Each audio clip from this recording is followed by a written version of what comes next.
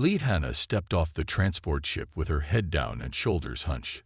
She carried a small bag in her trembling hands and looked around the massive space station with wide, frightened eyes. The other passengers pushed past her without a second glance. She stumbled slightly and dropped her bag. Tools scattered across the metal floor. "Clumsy human," growled a passing Vortex soldier. The alien stood 9 feet tall with thick gray skin and 4 muscular arms. His voice came out like grinding stone. "Pick up your mess." Hannah quickly gathered her tools with shaking hands. Sorry, she whispered in broken Galactic standard. "Very sorry, sir." The Vortex snorted and walked away. His heavy boots made the floor vibrate with each step. Hannah watched him go, then continued toward the worker registration area. She moved slowly, like someone afraid of drawing attention. Nexus 7 was the largest trading station in this part of the galaxy. Massive corridors stretched in every direction. The ceiling disappeared into darkness high above. Thousands of beings from dozens of species worked, traded, and lived here. But everyone knew who was really in charge. The Vorthic Empire controlled everything. Their soldiers patrolled every level. Their weapons were mounted at every junction. Their flag hung from every wall. They had conquered 43 different species over the past 200 years. Humans were just the latest addition to their empire. Hannah joined a line of other new workers. Most were human like her. They all looked tired and scared. A few whispered to each other in quiet voices. The rest stared at the floor and waited. "Next," called the registration officer. This Vorthak wore official robes instead of armor. His desk was covered with data pads and processing equipment. "Name and assignment." "Lee Hannah," she said softly. "Maintenance worker, level 7. The officer scanned a device over her wrist. It beeped once. "Human, female, age 26. Basic technical skills. Previous work experience cleaning and repair." He looked at her with bored eyes. "You will report to Supervisor Kextar, shift change, to not cause trouble." Hannah nodded quickly. "Yes, sir." "No trouble, sir." The officer waved her away. She hurried toward the worker housing section. The corridors here were narrower and darker than the main levels. Human workers moved through them like ghosts. They kept their eyes down and their voices quiet. Her assigned room was small and plain.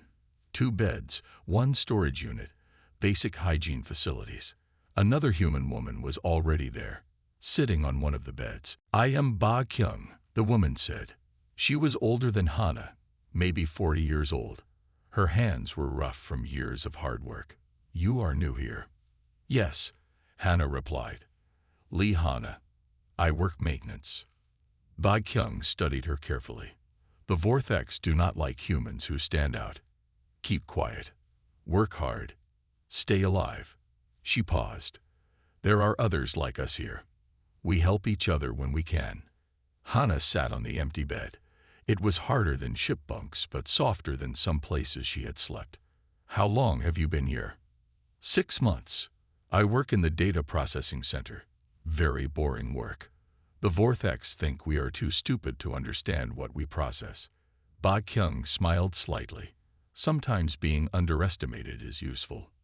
That evening, Hannah reported for her first shift. Supervisor Kextar was a mid-level Vorthak with scars across his face. He looked at her like she was a broken tool he had to use anyway. "Humans are weak," he said, "but you are cheap and you fit in small spaces. You will clean air filtration systems on levels 5 through 9. Work 12 hours, rest 8 hours. Repeat." "Questions?" Hannah shook her head. "No questions, sir." "Good. Dakmore will show you around. Try not to break anything important." Dakmore was another human worker. He was thin and nervous, always looking over his shoulder. As they walked through the maintenance tunnels, he pointed out different systems and explained the work procedures. "The Vortex built this station for themselves," he said quietly. "The passages are too big for us. The controls are too high. The gravity is too heavy. But they make us maintain it anyway." He stopped at a large filtration unit. This is your main job. These systems keep the air clean for the whole station. Very important work. Hana nodded and examined the machinery. It was more complex than she had expected. The filtration units connected to life support systems throughout the station. Someone with access to these systems could potentially affect the entire facility. She kept this thought to herself and continued listening to Dakmore's instructions. When her shift ended, she returned to her room tired and dirty. Ba Kyung was waiting for her. "How was your first day?" the older woman asked. "Hard work," Hana replied. "But I will learn."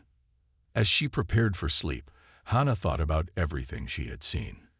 The station layout, the security procedures, the way the Vortex treated human workers. She memorized every detail. Tomorrow, she would begin mapping the real structure of Nexus 7. The Vortex saw her as just another weak human worker. That was exactly what she wanted them to think. Outside her small window, she could see the stars. Somewhere out there, other humans were waiting. The plan was already in motion. She just had to play her part perfectly. Time to begin. 3 weeks had passed since Hana arrived at Nexus 7.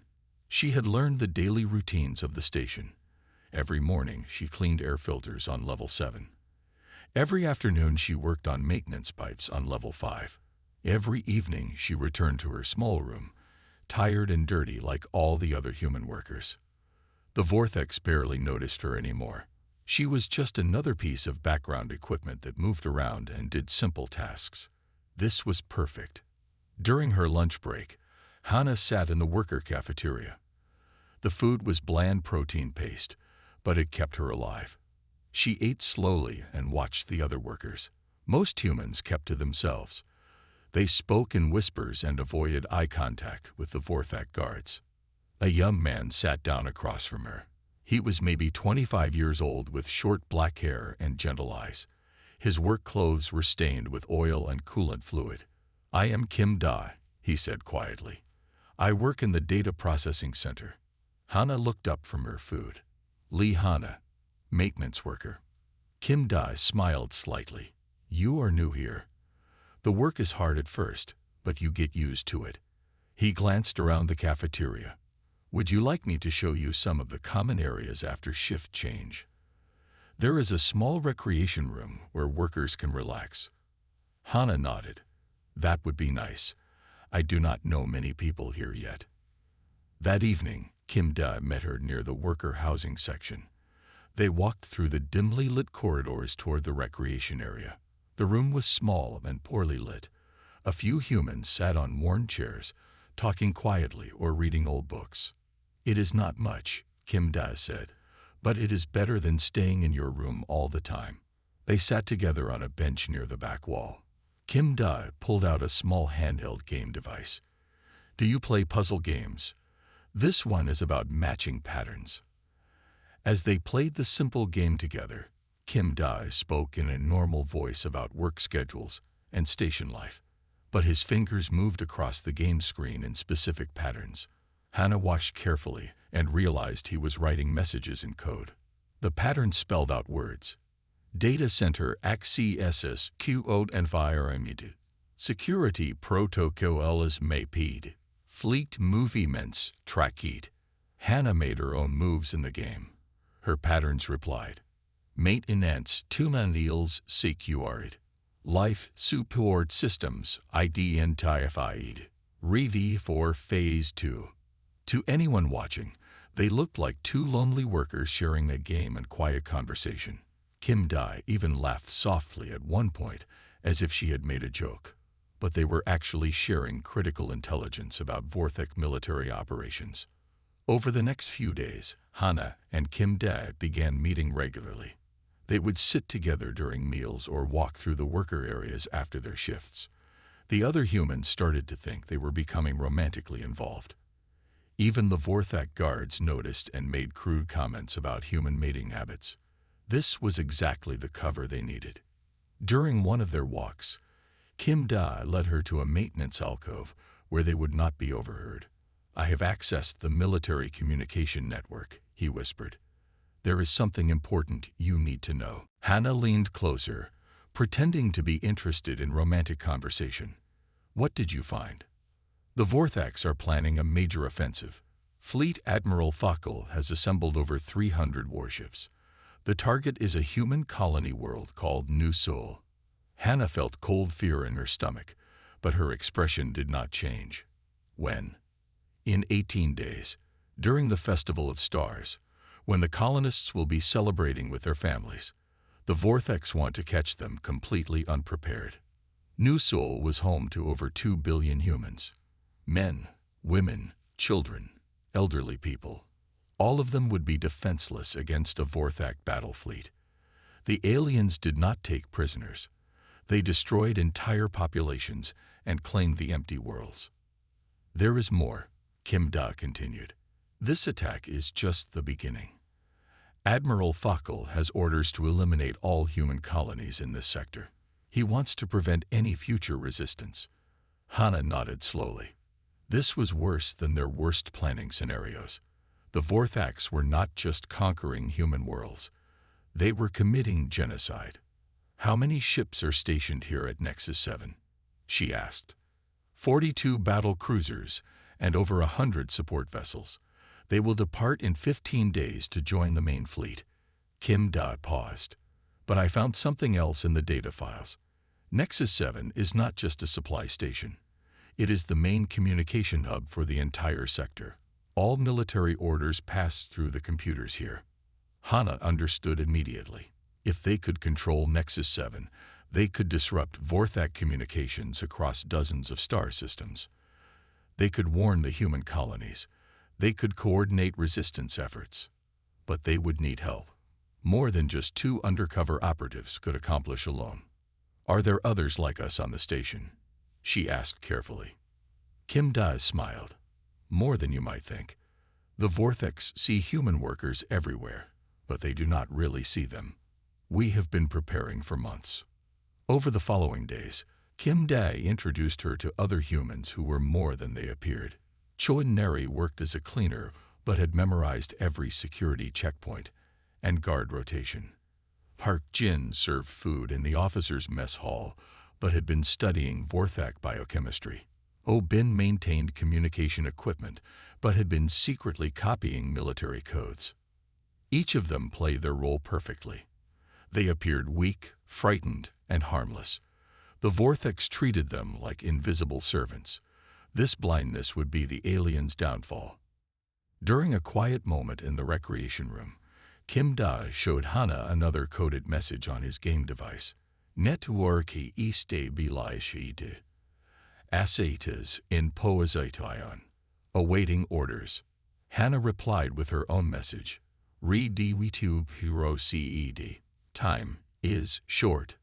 The Festival of Stars was only 2 weeks away. New Sol and the other human colonies were running out of time. Soon, the hidden network of human operatives would have to reveal themselves. The Vorthax had no idea that the weak servants they ignored were actually Earth's most dangerous soldiers. That ignorance was about to cost them everything. But first, they had to survive the next phase of the mission. The hardest part was still ahead. Park Jin trembled as he carried a tray of food through the officers' dining hall. His hands shook so badly that the glasses clinked together with each step. The Vorthax officers at the tables barely glanced at him. To them, he was just another terrified human servant. "Careful, you pathetic creature," growled Commander Thexol as Park Jin set down his meal. "Spill my drink, and I will have you thrown out an airlock." Park Jin bowed his head low. "Very sorry, sir. We'll be more careful, sir." His voice was thin and frightened. The other officers laughed at his fear. They returned to their conversation about battle tactics and conquest plans. Park Jin continued serving their meals, moving like a ghost through the dining hall. What the Vorthax did not know was that Park Jin understood every word they spoke. He had been studying their language for 2 years. More importantly, he had been adding small amounts of a special compound to their water supply for the past month. The compound was invisible and tasteless. It did not harm the Vorthax, but it made their reflexes slower by about 15%. Not enough for them to notice, but enough to matter in a fight. Park Jin had developed the formula himself back on Earth, where he had been a biochemical warfare specialist. In the kitchen, Park Jin worked alongside other human servants. They all appeared to be simple food workers, scared of their alien masters. But appearances could be deceiving. "The meat shipment arrived late today," said an older woman named Yoon-hee. She spoke loudly enough for the Vorthak kitchen supervisor to hear. "We will need to work extra hours to prepare everything." The supervisor grunted his approval and walked away. As soon as he was gone, Yoon-hee leaned closer to Park Jin. "The compound is working well," she whispered. "I observed 3 officers during combat training today. Their reaction times were definitely slower than normal." Park Jin nodded while continuing to prepare vegetables. "Good. By the time we are ready to act, they will be at only 85% effectiveness." Meanwhile, in another part of the station, Choi Neri pushed her cleaning cart through the main security center. She moved very slowly, like someone afraid of making mistakes. When guards looked at her, she flinched and tried to make herself smaller. "Watch where you are going, human," snapped a Vorthak security officer. "You knocked into my chair." Choi Neri dropped her head and mumbled apologies. She quickly moved her cart away from his workstation. But as she cleaned the floor nearby, she was actually studying the security monitors and control panels. For the past 3 weeks, she had been mapping every camera angle and sensor grid on the station. She knew which corridors had blind spots. She knew when the guards changed shifts. She knew which doors could be opened without triggering alarms. More importantly, she had been placing tiny explosive devices throughout the station's critical systems. The devices were smaller than coins and looked like normal maintenance parts. She hid them inside air vents, behind control panels, and under floor sections. Each device was carefully positioned to cause maximum damage to the station's infrastructure while avoiding areas where humans worked or lived. When the time came, she could cripple Nexus 7's power grid, communication systems, and defensive weapons with the press of a single button. The Vorthaks saw her flinching and stumbling through her work. They thought she was a clumsy, frightened cleaner. They had no idea she was one of Earth's most skilled demolitions experts. In the data processing center, Kim Dai continued his careful work of copying military files. He had gained access to fleet movement schedules, supply routes, and communication codes. But he was also doing something else. Every day, he made small changes to the Vorthak computer systems. He altered duty rosters so that fewer guards would be on patrol during certain shifts. He adjusted maintenance schedules to create opportunities for his team. He even modified the station's environmental controls so that he could manipulate lighting and air circulation when needed. The changes were so small that the Vorthaks never noticed them. They trusted their human workers to handle routine data entry without supervision. This trust was their mistake. Bin worked in the communications section, maintaining the equipment that connected Nexus 7 to the rest of the Vorthak Empire. He appeared to be a nervous technician who jumped at loud noises and apologized constantly for minor mistakes. But Bin was actually intercepting and copying every military message that passed through the station. He had identified the communication frequencies used by Vorthak battle fleets. He had learned their encryption codes. Most importantly, he had installed hidden transmitters that would allow him to broadcast on their secure channels. When the time came, Bin would be able to send false orders to Vorthak ships throughout the sector. He could create confusion and chaos in their military communications. He could even impersonate high-ranking officers to redirect entire fleets. All of these human operatives had perfected the same skill. They had learned to be invisible. Not physically invisible, but socially invisible. The Vorthaks saw them every day, but never really looked at them. This blindness came from arrogance. The Vorthaks believed humans were naturally weak and stupid. They could not imagine that the trembling servants around them might be dangerous enemies in disguise. Each human operative had developed their own version of weakness. Park Jin played the terrified servant. Choi Neri acted like a clumsy fool. Kim Dai pretended to be a simple data entry worker. Bin seemed like a nervous technician afraid of his own shadow. But underneath these performances, they were all deadly professionals. They had trained for years to infiltrate enemy installations. They had studied Vortex psychology and culture. They had prepared for every possible scenario. The hardest part was not the technical aspects of their missions. The hardest part was the constant acting. Living in fear every day. Pretending to be helpless when they were actually powerful. Accepting insults and abuse without fighting back. But they endured it because they knew what was at stake. New Seoul and the other human colonies were depending on them. Billions of innocent people would die if they failed. The Festival of Stars was now only 10 days away. Soon, it would be time to drop their disguises and show the Vortex what humans were really capable of. The aliens had no idea that their greatest weakness was their inability to see the truth that was hiding in plain sight. Sub-Commander Kralik stood in the security office reviewing daily reports. He was younger than most Vortex officers, with sharp eyes and a careful mind. While his superiors dismissed the human workers as beneath notice, Kralik had been watching them more closely. Something felt wrong. The maintenance reports showed that repairs were being completed faster than expected. Supply inventories did not match the recorded usage numbers. Most troubling of all, some of the human workers seemed more competent than their files indicated. Kralik pulled up the personnel records on his screen. Lee Hanna, maintenance worker, assigned to air filtration systems. Her file said she had basic technical skills and limited education. But yesterday he had watched her work on a complex filtration unit. Her movements were quick and precise, like someone with advanced training. Guard Captain Vexol, Kralik called to his subordinate. I want increased surveillance on the human workers. Something is not right. Captain Vexol looked confused. Sir, they are just maintenance slaves. What could be wrong? That is what I intend to find out, Kralik replied. The next morning, Hannah arrived for her shift as usual. She kept her head down and walked slowly through the corridors, but she could feel eyes watching her. When she reached the maintenance area, Sub-Commander Kralik was waiting for her.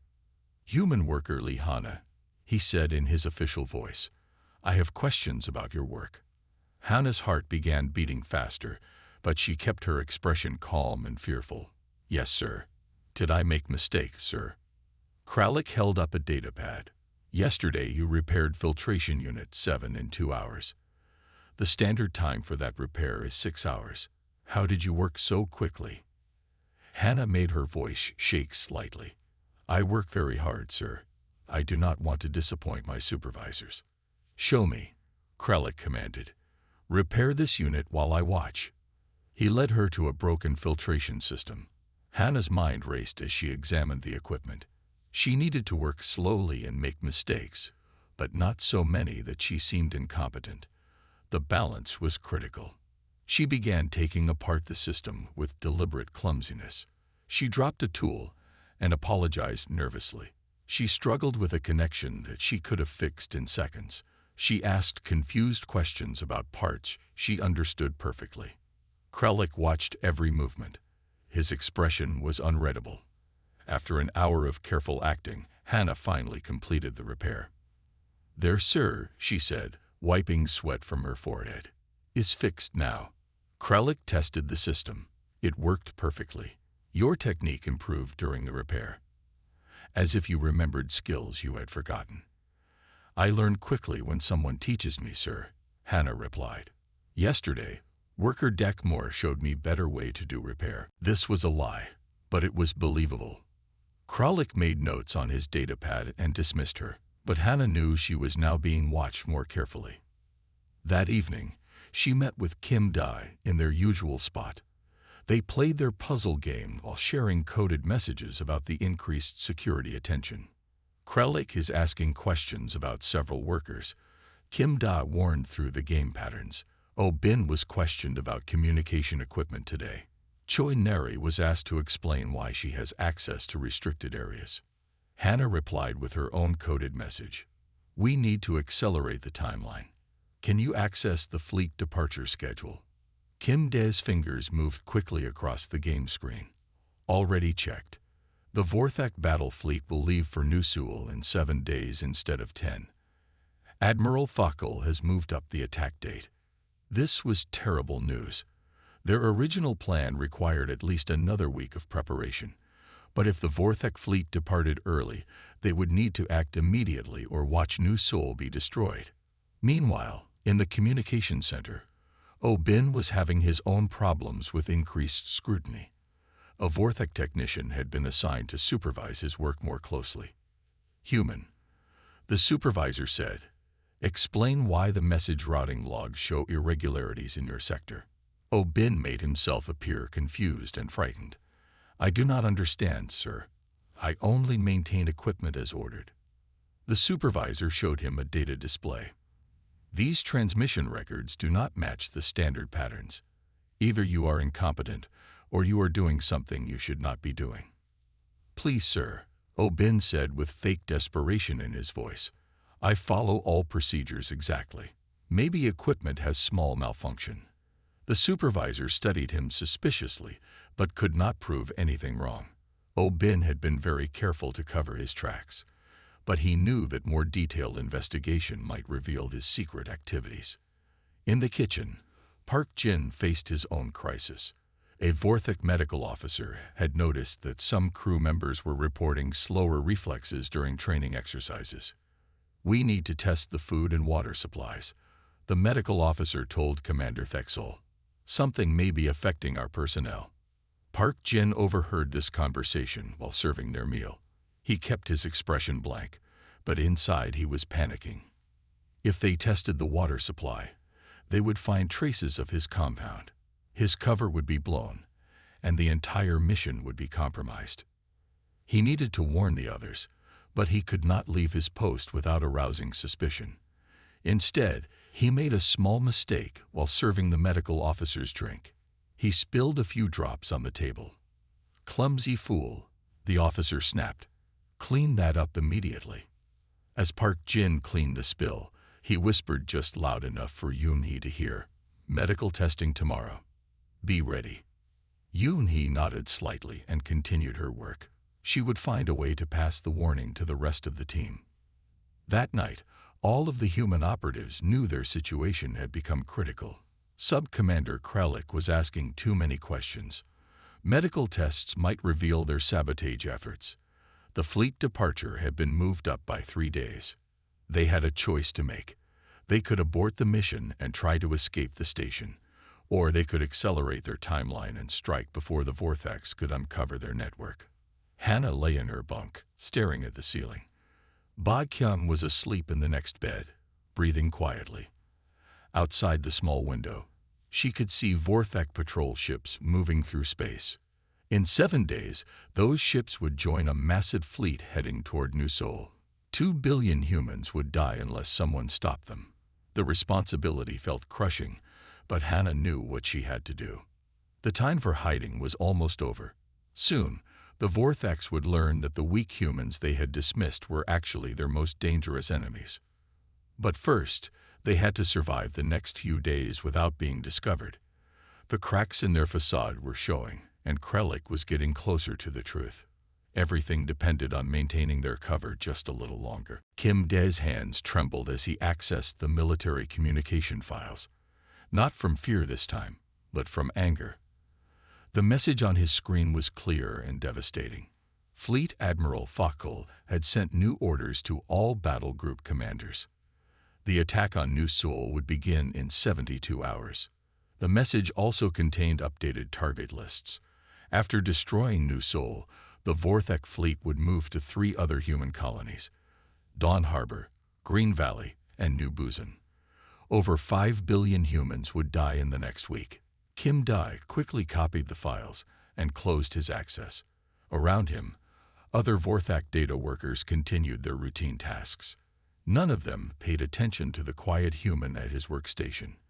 They had no idea he had just learned about the planned genocide of his entire species. He needed to contact the others immediately, but leaving his post early would attract attention. Instead, he triggered a small malfunction in his computer terminal. Sparks flew from the control panel, and he called out in fake panic, "Help, please. Machine is broken. Very dangerous. A Vortex supervisor hurried over to examine the damage. Stupid human. You probably damaged it with your clumsy fingers. Very sorry, sir, Kim Da said, backing away from the sparking terminal. Should I get repair technician? Yes, get someone to fix this mess. And do not touch anything else. Kim Da hurried from the data center and made his way toward the maintenance sections. He found Hannah cleaning an air vent on level 7. She was alone in the corridor, but he still had to be careful. Excuse me, he said in a normal voice. Supervisor sent me to check air filtration readings. Hannah looked up from her work. Yes, I can show you the status panels. As she led him to a maintenance alcove, Kim Da whispered urgently, emergency meeting tonight. Recreation room after final shift change. Pass the word to all contacts. Hannah nodded without changing her expression. I understand. That night, 12 humans gathered in the small recreation room. To any observer, it looked like workers sharing conversation after a long day. But they were actually Earth's most elite Special Forces team, finally ready to drop their disguises. Park Jin spoke first, his voice no longer trembling with fake fear. Medical testing begins tomorrow morning. They will find traces of my compound in the water supply. We have maybe 18 hours before our cover is completely blown. Choi Nari added her own report. Security sweeps have increased by 40%. Kralik has requested additional guards for all critical areas. My movement will be much more restricted. Oh Bin looked grim. Communication monitoring has tripled. I intercepted orders for complete analysis of all message logs. They will discover my activities within 2 days. Kim Da shared the worst news. The timeline has accelerated again. New Seoul will be attacked in 72 hours. After that, 3 more colonies. Total death count will exceed 5 billion humans. The room fell silent. Everyone understood what this meant. Their original plan had required another week of preparation. They would have to act immediately with incomplete intelligence and limited resources. Yum Ta, who worked as a cargo handler, spoke quietly. My demolition charges are in position throughout the power grid and weapon systems. I can disable the station's defenses, but the explosions will alert every Vorthak on Nexus 7. How long do we have once you trigger the charges? Asked Hannah. Maybe 30 minutes before they organize effective resistance. After that, we will be facing armed Vorthak soldiers instead of unsuspecting guards. Lim Sol, who worked in the medical bay, opened a small container. Inside were dozens of tiny capsules filled with clear liquid. This is an airborne pathogen, designed specifically for Vorthak biology. It will cause severe disorientation and weakness for several hours. Humans are completely immune. How do we distribute it? Kim Da asked. Through the air circulation system, Hannah replied. I have access to the main distribution centers. But once we release it, there is no going back. Every Vorthak on the station will know we are not what we appear to be. The team spent the next hour finalizing their plan. Each person had specific targets and objectives. Yum Ta would disable the station's weapons and power systems. Lim Sol and Hannah would release the pathogen through the air vents. Oh Bin would take control of communications and jam all outgoing signals. Kim Da would access the main computer systems and extract critical intelligence about Vorthak fleet movements. Park Jin, Choi Nari, and the others would secure key areas of the station and neutralize Vorthak resistance. Once Nexus 7 was under human control, they could warn the colonies and coordinate defensive efforts. But everyone knew the risks. They were 12 people against thousands of Vorthak soldiers. Even with surprise and superior training, their chances of survival were low. There is something else you need to know, Hannah said quietly. This mission is part of a larger operation. Human infiltration teams are positioned throughout Vorthak space. When we strike here, others will strike simultaneously at major installations across the Empire. She paused, looking at each team member. We are not just trying to save New Seoul.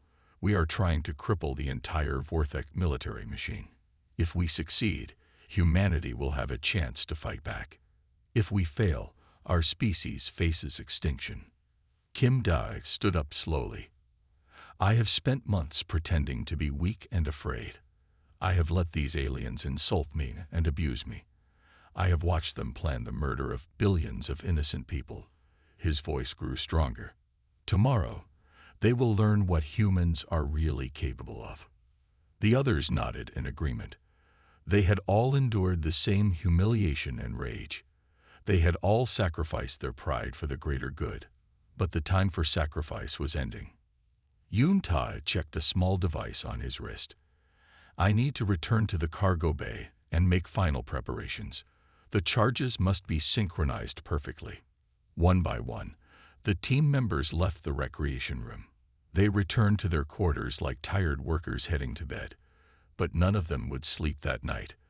They were making final preparations for the most important mission in human history. In a few hours, they would send a coded signal across the galaxy. Other human teams would receive the message and begin their own attacks. The phrase was simple but meaningful. The flower blooms at dawn. It meant that humanity's long deception was ending. The weak servants that the Vortex had ignored were about to become their worst nightmare, and dawn was only 6 hours away. At 400 hours, during the deepest part of the station's night cycle, Hannah moved through the maintenance tunnels with deadly purpose. Gone was the trembling. Frightened worker who had cleaned air vents for weeks. Her movements were fluid and precise, like a predator stalking prey. She reached the main air circulation hub for levels 5 through 9. The massive machinery hummed quietly in the darkness. Hannah opened her maintenance kit and removed what appeared to be standard cleaning supplies. But the small container labeled filter cleaning solution actually held Limsol's specially designed pathogen. Hannah connected the container to the main air intake valve. The clear liquid would be distributed throughout the officer quarters and command centers within minutes. Soon, every Vorthak on those levels would be breathing in their own downfall. She activated her communicator with a simple tap.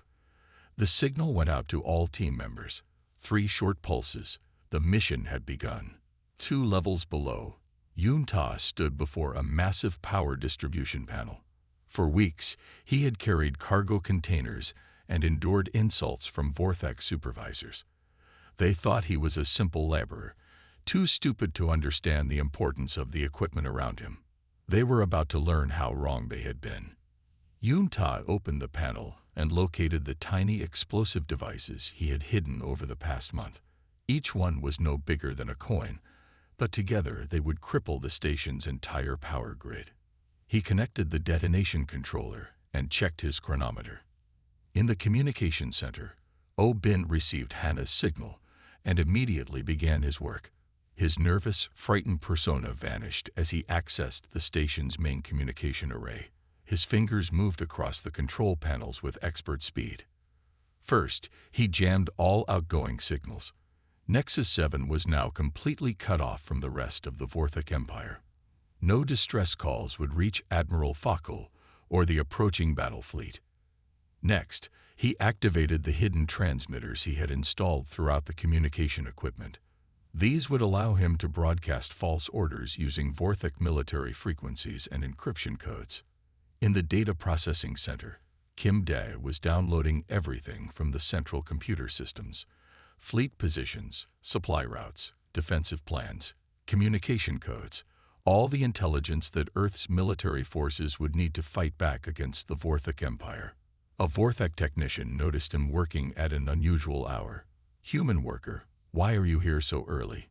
Kim Da looked up with calm, confident eyes. For the first time in months, he did not pretend to be afraid. Because the shift is about to change permanently. Before the technician could react, Kim Da moved with lightning speed. His hand struck the alien's throat with precise force. The Vorthak collapsed unconscious to the floor. Kim Da continued his work as if nothing had happened. Throughout the station, the other human operatives were dropping their disguises and revealing their true capabilities. Choi Neri moved through the security center like a ghost, disabling alarm systems and camera networks. The guards never saw her coming. Park Jin had abandoned his kitchen duties and was systematically neutralizing Vorthek personnel in the officers' quarters. His biochemical compound had already weakened their reflexes, making them easy targets for his specialized combat training. Lim Sol secured the medical bay and began treating human workers who had been injured by Vorthek abuse over the past months. She also prepared medical supplies for the casualties that would inevitably come from the fighting ahead. At exactly 4:15 hours, Yuntai activated his explosives. The detonations were small but perfectly placed. Power systems throughout Nexus 7 began failing in sequence. Emergency lighting flickered on as the main grid went dark. Weapon systems went offline. Defensive shields collapsed. Commander Thexol was jolted awake in his quarters as the lights failed and alarm klaxons began wailing. He stumbled toward his communication panel, already feeling dizzy from the pathogen in the air. "Report," he growled into his communicator. "What is happening?" Static answered him. The communication systems were down. Sub-Commander Kralik was in the security center when the power failed. Unlike his superior, he immediately suspected sabotage. His investigation of the human workers had been proven correct, but too late. He tried to contact his guards, but the internal communication network was completely jammed. Emergency lighting showed chaos throughout the security monitors. Human workers were moving through corridors with military precision, no longer pretending to be weak or afraid. Kralik grabbed his weapon and headed for the main command center. If the humans thought they could take Nexus 7 with a small sabotage operation, they would learn otherwise. But as he moved through the corridors, he began to feel the effects of the airborne pathogen. His vision blurred slightly. His movements became sluggish. What should have been a 5-minute journey took him nearly 15 minutes. In the main hangar bay, Anwu was no longer the clumsy janitor who bumped into equipment and apologized constantly. He moved through the area with the fluid grace of an elite soldier, systematically disabling Vorthek patrol ships and preventing any escape attempts. When a group of Vorthek pilots tried to reach their fighters, they found Anwu waiting for them. The man they had mocked and insulted for weeks was now holding military-grade weapons and wearing body armor that had been hidden in his maintenance equipment. "Going somewhere?" he asked in perfect Galactic standard, no longer pretending to struggle with the language. The pilots reached for their sidearms, but their movements were slow and uncoordinated due to the pathogen. Anwu disarmed them efficiently and secured the hangar. Throughout Nexus 7, similar scenes were playing out. The weak, frightened human servants were revealing themselves to be Earth's most dangerous special forces operatives. Every Vorthek who had dismissed them as harmless was learning a fatal lesson about underestimating humanity. In the command center, Hana arrived to find Commander Thexol struggling with his equipment. The massive Vorthek officer was having trouble focusing his eyes and coordinating his movements. "Impossible," he muttered when he saw her. "You are just a maintenance worker." Hana removed her work uniform to reveal combat gear underneath. She carried advanced weapons and wore the insignia of Earth's Special Operations Command. "I am Lieutenant Colonel Lee Hana of the Terran Defense Force," she said calmly. "And you are now my prisoner." Thexol tried to draw his weapon, but his weakened reflexes made him too slow. Hana disarmed him with a simple combat technique that would have been impossible if he had been at full strength. The first phase of the operation was complete. Nexus 7 was under human control. But the real work was just beginning. They had to secure the station completely and use it as a base to warn the human colonies and coordinate resistance efforts. The Vortheks were about to discover that humanity's greatest strength was not their technology or their numbers. It was their ability to think, plan, and adapt. And they had been planning for this moment for a very long time. Sub-Commander Kralik pressed his back against the corridor wall, breathing heavily. His vision was blurred from the pathogen, but his mind was still sharp enough to understand what was happening. The humans had played them all for fools. Through the emergency lighting, he could see shapes moving through the station with military precision. These were not the terrified maintenance workers he had been investigating. These were trained soldiers executing a perfectly coordinated assault. A sound echoed from behind him. Footsteps, but not the heavy boots of Vorthak guards. These steps were lighter, more controlled. Someone was hunting him. Kralik turned a corner and found himself face to face with Jung Sol, the human woman who had worked in medical supplies. For weeks, she had flinched whenever he walked past her station. She had apologized constantly for minor mistakes and seemed afraid of her own shadow. Now she stood before him wearing military combat gear and holding an advanced energy weapon. Her eyes were cold and focused. There was no trace of fear in her expression. "Sub-Commander Kralik," she said in perfect Galactic standard, "you have been asking questions about human capabilities. Would you like some answers?" Kralik reached for his sidearm, but his movements were sluggish from the airborne toxin. Jung Sol moved faster than his eyes could follow. Her weapon fired once, and his pistol was destroyed in his hand. "I studied your species for 2 years before this mission," Jung Sol continued, advancing slowly. "I learned about your psychology, your culture, your weaknesses. You believe strength comes from size and aggression. But real strength comes from intelligence and preparation." Kralik backed away, trying to reach his emergency communicator. "You cannot escape this station. The Vorthak Empire has thousands of ships. We will hunt down every human world and destroy them all." Jung Sol smiled coldly. "You still do not understand. We are not trying to escape. We are trying to save our people from a genocide that your empire planned to commit in the next 60 hours. She gestured to her communicator. "Right now, similar operations are taking place at 17 major Vorthak installations across the galaxy. Your communication networks are being compromised. Your supply lines are being cut. Your battle fleets are receiving false orders." Kralik felt fear creeping into his mind for the first time in his military career. "Impossible. Humans are weak. You do not have the resources for such an operation." "That is what we wanted you to think," Jung Sol replied. "For months, your people have treated us like furniture. You spoke freely about military plans in front of us. You gave us access to critical systems because you thought we were too stupid to understand them. Your arrogance became our greatest weapon." Meanwhile, in the main command center, Commander Thexol was discovering the full scope of human deception. Hana had secured him with military restraints and was using his command codes to access the station's central systems. "You planned this for months," Thexol said, his voice thick with disbelief and rage. "Every human worker on this station was a spy." "Not every worker," Hana corrected. "Only the ones who mattered.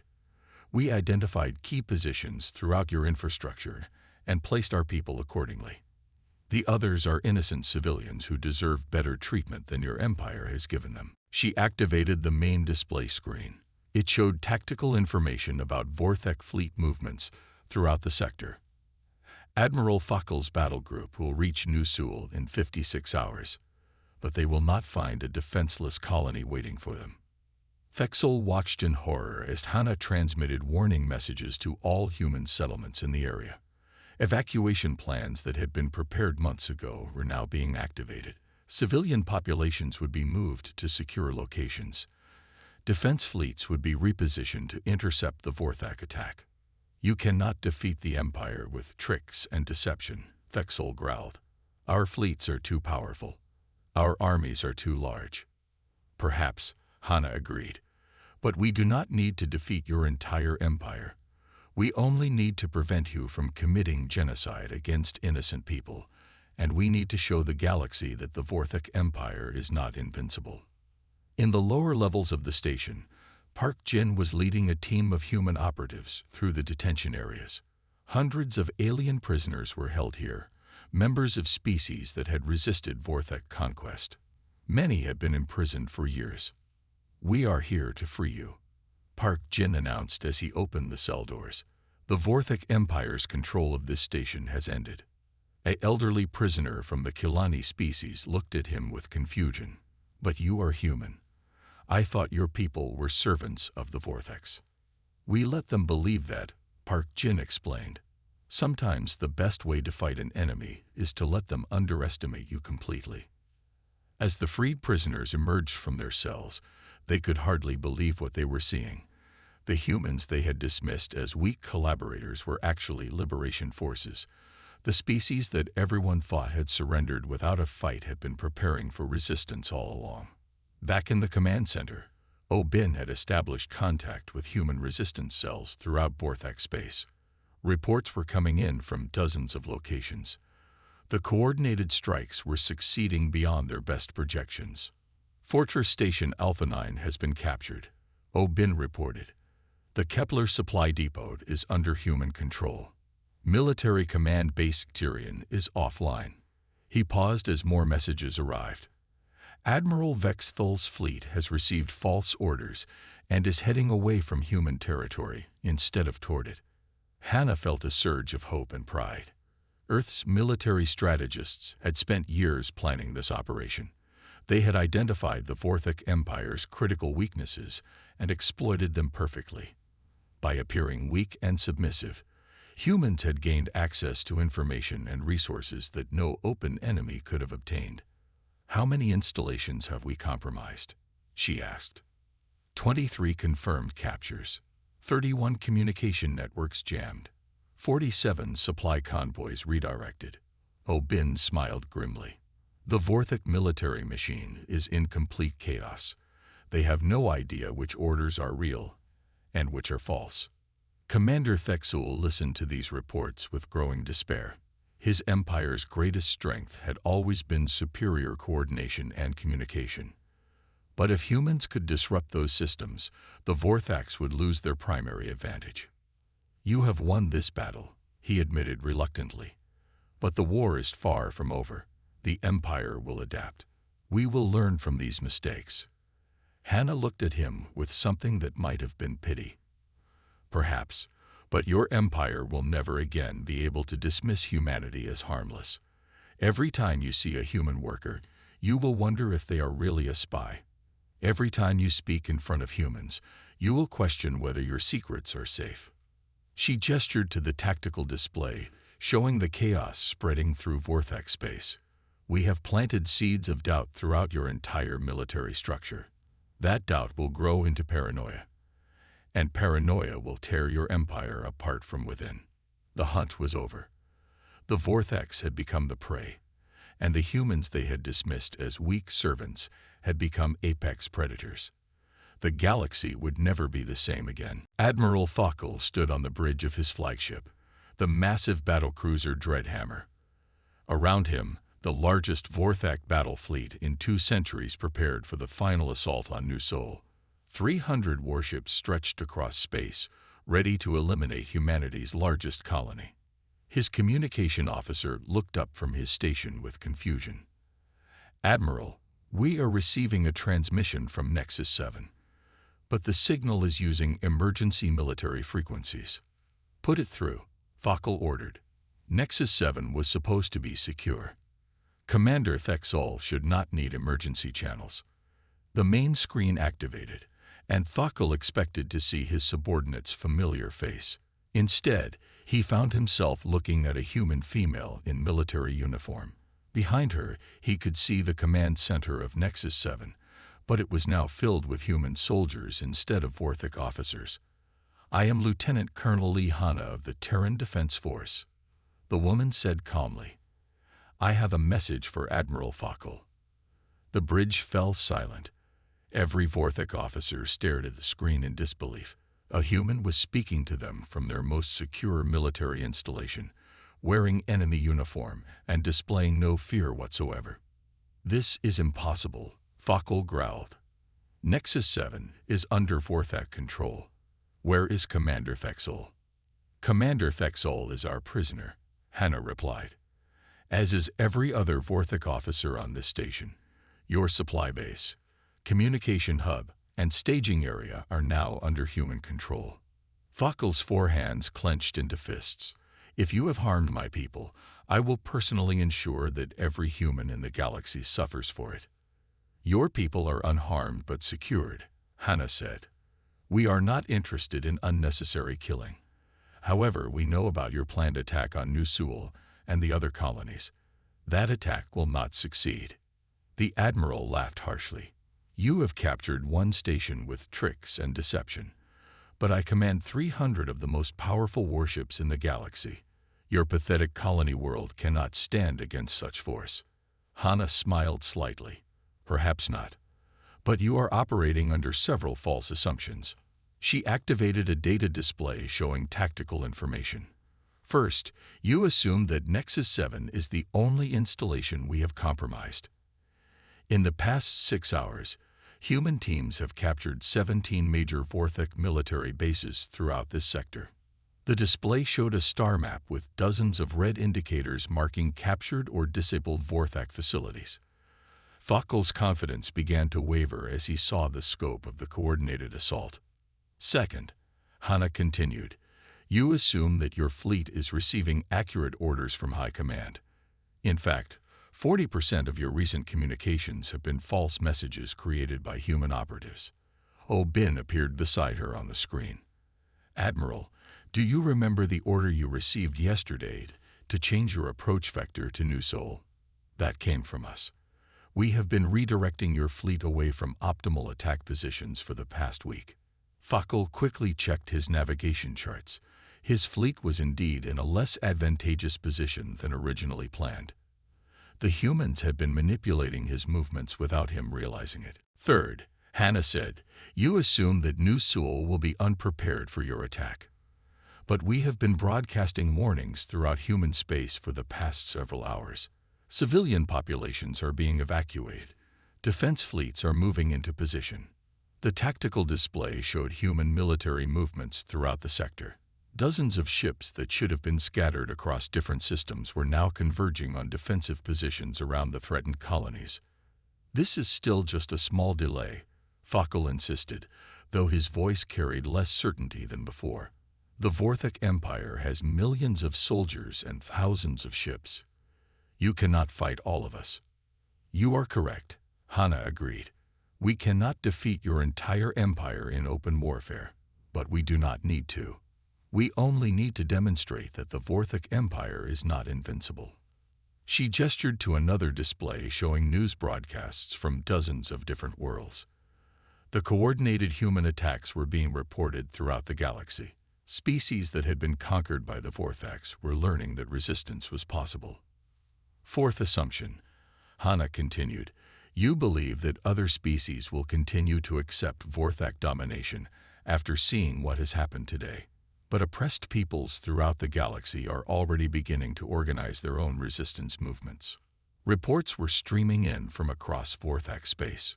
Rebellions had started on 6 different worlds. 3 conquered species had declared independence. Resistance cells that had been hidden for years were emerging and striking at Vorthak targets. The fear that held your empire together is breaking, Bin added. When people see that humans could infiltrate your most secure facilities and capture your key installations, they realize that the Vorthaks are not the unstoppable force they pretended to be. Thokkel watched the reports with growing alarm. His empire's strength had always depended on the belief that resistance was hopeless, but the humans had shattered that illusion in a single coordinated strike. What do you want? He asked finally. Immediate cancellation of all attacks on human colonies, Hana replied. Withdrawal of Vorthak forces from human territory. Recognition of human independence and sovereignty. Impossible. The High Council will never agree to such terms. Then perhaps you should contact the High Council, Hana suggested. But you should know that they are currently dealing with similar situations at their own facilities. Han Minji captured the Syrian command base 4 hours ago. Li Jun destroyed the primary supply depot at Kelgan Station. The Vorthak military machine is falling apart across the entire galaxy. As if on cue, urgent messages began arriving on Thokkel's communication channels. His officers reported chaos throughout the Empire. Supply lines were cut. Command posts were captured. False orders were creating confusion in every fleet. The choice is yours, Admiral, Hana said. You can continue with your planned genocide and watch your empire collapse in chaos. Or you can negotiate a peaceful solution that allows both our species to coexist. Thokkel looked around his bridge at the faces of his officers. They were all waiting for his decision. The proud Vorthak Empire, which had conquered 43 different species, was being brought to its knees by the one species they had dismissed as harmless. "I need time to consult with High Command," he said finally. "You have 6 hours," Hannah replied. "After that, we will assume you have chosen continued warfare, and we will act accordingly. Remember, Admiral, we are everywhere now. Every human worker in your empire might be a spy. Every maintenance task might be sabotage. Every routine communication might be false." The transmission ended, leaving Thokkel staring at a blank screen. For the first time in his military career, he was facing an enemy that had outmaneuvered him completely. The humans had used the Vorthak's own arrogance against them, and now the entire galaxy was watching to see what would happen next. The reckoning had begun, and the outcome would determine the fate of billions across the stars. 6 months after the day that changed everything, Hannah stood in the observation deck of Nexus 7 watching ships arrive from across the galaxy. But these were not Vorthak warships coming to conquer. These were refugee vessels carrying freed prisoners, liberated workers, and representatives from dozens of species seeking humanity's protection. The station had been completely transformed. Where once Vorthak banners had hung from every wall, now flew the flags of 30 different worlds that had declared independence from the Empire. The corridors that had echoed with the heavy boots of alien soldiers now bustled with diplomats, merchants, and families rebuilding their lives. Kim Da joined her at the observation window. He no longer wore the stained work clothes of a data processor. Instead, he dressed in the formal uniform of the new Galactic Liberation Council, where he served as Director of Intelligence Operations. "The latest reports from the outer sectors," he said, handing her a datapad. 17 more worlds have voted for independence this month. The Vorthak Empire now controls less than 40% of its former territory. Hannah smiled as she read the report. Admiral Thokkel kept his word. No attacks on human colonies. Full withdrawal from our territory. He even helped negotiate the release of human prisoners from other facilities. He was smart enough to realize that continued warfare would have destroyed his empire completely, Kim Da replied. The High Council chose survival over pride. Not all Vorthak leaders agreed with that decision, but they were outvoted. Through the window, they watched a massive transport ship dock at the station. Thousands of former slaves emerged, blinking in the bright lights of freedom. Many were humans who had been captured during the early stages of Vorthak expansion. Others belonged to species that had been enslaved for decades. Park Jin approached them, carrying a medical report. Lim Sol says the last group of freed prisoners has been cleared for departure. Their injuries have healed, and they are ready to return to their home worlds or find new ones if their planets were destroyed. "Any word from the Kilani delegation?" Hannah asked. "They formally requested human protection yesterday," Park Jin replied. "Their planet wants to join the Liberation Alliance. Apparently, they were impressed by how we handled the prisoner rescue operations." The Liberation Alliance had grown far beyond anything the humans had originally planned. What started as a desperate mission to prevent genocide had become a new galactic order based on cooperation instead of conquest. Humanity found itself at the center of this alliance, not because they sought power, but because other species trusted them to use power responsibly. Foy Neri arrived with her own report. Security sweeps are complete. No sign of Vorthak infiltrators or sabotage attempts. The former Commander Thexol has been cooperative in helping us understand the remaining defensive systems. "How is he adjusting to civilian life?" Kim Da asked. "Better than expected," Choi Neri replied. "He seems genuinely ashamed of his empire's actions. He has been helping us locate other prison facilities and supply routes.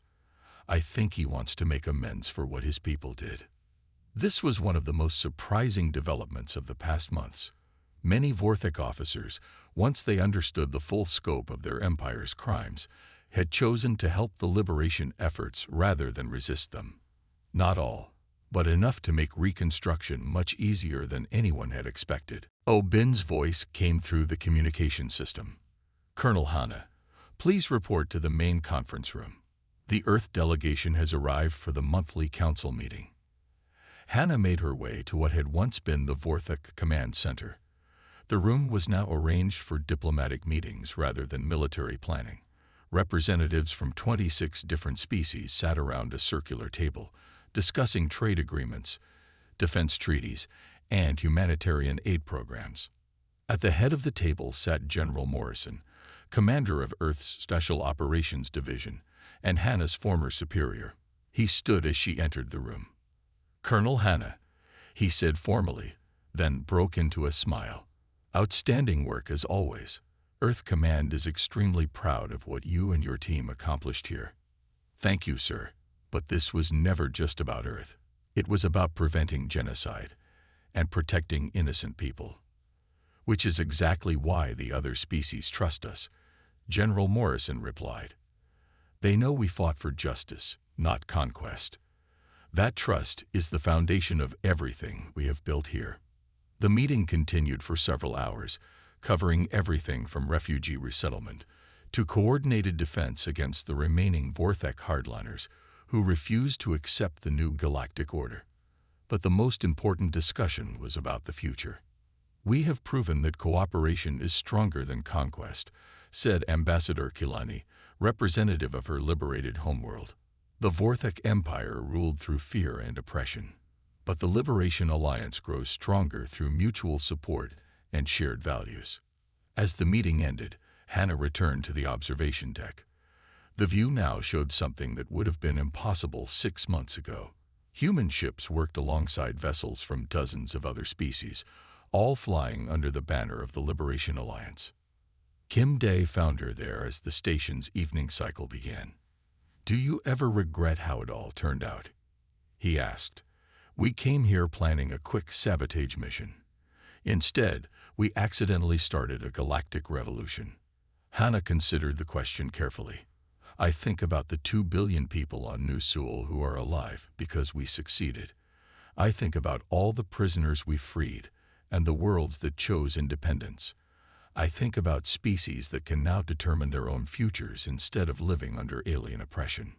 She paused, watching a group of young refugees playing together in the station's new recreational areas. Children from 5 different species, laughing and learning from each other. "No," she said finally. "I do not regret any of it. We did what we came here to do. We protected innocent people and gave them hope for a better future." A soft chime indicated an incoming message. Oh Bin's voice filled the observation deck. "Attention all station personnel. Long-range sensors have detected a fleet of ships approaching from the Andromeda sector. They are requesting permission to join the Liberation Alliance and ask for our help in freeing their own worlds from oppression." Hannah and Kim Da looked at each other with understanding.